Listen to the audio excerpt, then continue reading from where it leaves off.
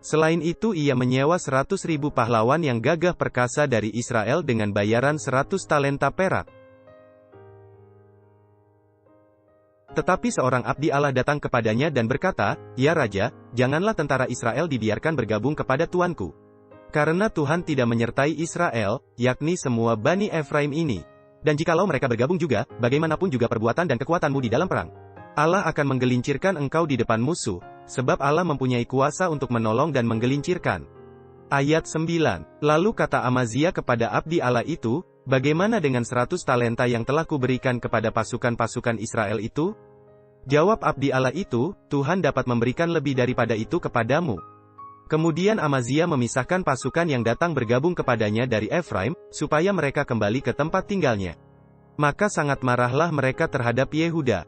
Mereka kembali ke tempat tinggalnya dengan marah yang menyala-nyala.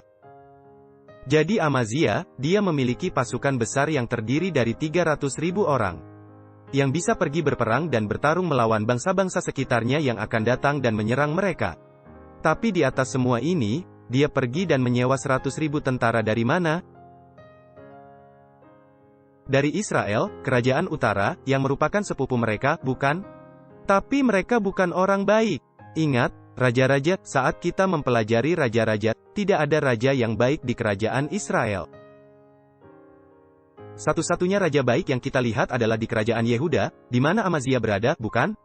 Jadi, abdi Allah, tentu saja seorang nabi keluar dan menasihati dan berkata, "Jangan menyewa orang-orang ini. Jangan pergi dan pekerjakan 100.000 dari mereka, meskipun kamu sudah memberi mereka apa? 100 talenta perak. Mereka akan pergi berperang." Kemudian dia berpikir 300.000 tidak cukup, jadi dia ingin menambah 100.000 orang lagi. Tetapi Tuhan berkata, "Jangan lakukan ini, mereka jahat, jangan satukan dirimu dengan orang-orang jahat ini. Meskipun mereka sepupu, meskipun dalam tanda kutip mereka seagama." Teman-teman, ini penting untuk kita pahami. Hanya karena kamu Advent, bukan berarti kamu harus menikah dengan orang ini. Anda tahu, kita tidak seharusnya menikahi orang yang tidak seiman. Bahkan dalam bisnis, kita seharusnya tidak bersatu dengan orang-orang yang berbeda iman. Dengar, saya tidak sedang berbicara tentang mereka yang adalah pemilik bisnis. Jika Anda seorang karyawan dan Anda bekerja untuk sebuah perusahaan sekuler, tentu saja, tidak ada yang dapat Anda lakukan. Saya dulu bekerja untuk IBM atau PricewaterhouseCoopers dan tidak ada yang salah dengan itu. Tetapi jika Anda adalah CEO, jika Anda adalah pemilik bisnis, jangan menyatukan diri Anda dengan seseorang yang berbeda keyakinan. Tetapi bahkan di sini kita melihat apa? Hanya karena Anda memiliki iman yang sama, hanya karena Anda berasal dari garis keturunan yang sama, hanya karena Anda sedarah, bukan berarti Anda harus tetap menyatukan diri. Baik dalam bisnis, baik dalam pernikahan, tidak peduli apapun itu, kita harus berhati-hati.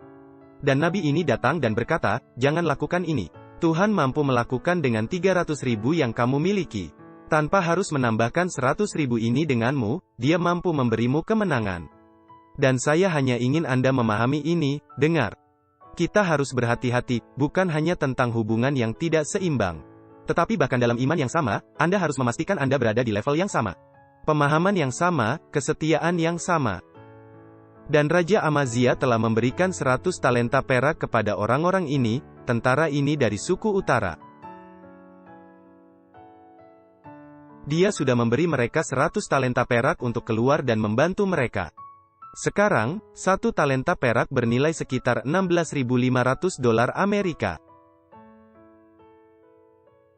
$16.500 Amerika. Dan harga itu tentu saja berfluktuasi berdasarkan berapa banyak nilai perak, tapi ini tentang harga itu. Jadi, 100 talenta perak adalah sekitar $1,7 juta. Itu uang yang banyak. Itu adalah uang yang banyak. Tidak mudah menjadi seorang pemimpin dan melakukan hal yang benar, Anda tahu itu teman-teman.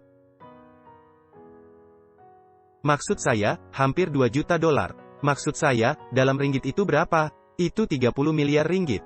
Yang telah diberikan kepada tentara ini, Anda telah mempekerjakan mereka, Anda ingin mereka membantu Anda dalam pertempuran, bukan? Dan sekarang Anda berbalik dan berkata, "Tidak, kami tidak membutuhkan bantuanmu lagi."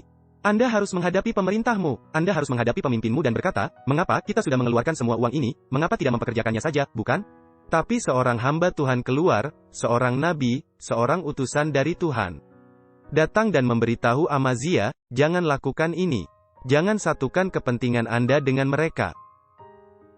Dan teman-teman, tidak mudah untuk berbalik dan mundur dari komitmen yang telah Anda buat dan berkata tidak.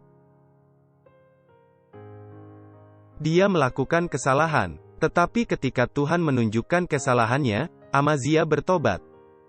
Bahkan jika itu berarti menyinggung perasaan orang lain atau kehilangan banyak uang. Dan teman-teman, terkadang kita merasa seperti itu, karena kita sudah membuat komitmen. Karena kita sudah membuat keputusan, kita harus berpegang teguh pada hal itu tidak peduli apapun. Kita katakan hal-hal seperti, oh, saya sudah membuat janji, atau saya sudah berkomitmen, ini sudah terlambat. Teman-teman, bahkan dengan pertunangan, bahkan jika Anda bertunangan, tidak ada kata terlambat untuk memutuskan komitmen. Jika Anda mengetahui bahwa itu adalah jenis komitmen yang salah yang Anda buat dengan pria atau wanita ini, Anda akhirnya mendapati bahwa mereka bukanlah pria atau wanita yang Anda inginkan. Tetapi Anda baru mengetahuinya setelah Anda mengatakan ya, atau Anda telah meminta orang itu untuk menikahi Anda. Tidak teman-teman, ini belum terlambat. Belum terlambat sampai Anda sampai pada titik di mana Anda menandatanganinya di pemerintahan, dan Anda berdiri di hadapan Tuhan dan berkata, ya. Mungkin Anda membuat komitmen untuk sekolah dan beasiswa, tetapi itu membuat Anda melanggar hari Sabat. Atau, Anda tahu, itu membuat Anda bersekolah di hari Sabat atau memiliki ujian pada hari Sabat, hentikan itu teman-teman. Jelas bahwa Tuhan tidak ingin Anda bersekolah di sana. Atau jika Anda bisa setia dan entah bagaimana Tuhan membuat mujizat agar Anda tetap lulus. Anda tidak pergi ke kelas pada hari Sabat. Anda tidak mengikuti ujian pada hari Sabat. Teman-teman, Tuhan sesungguhnya membimbing, bahkan di masa-masa sulit.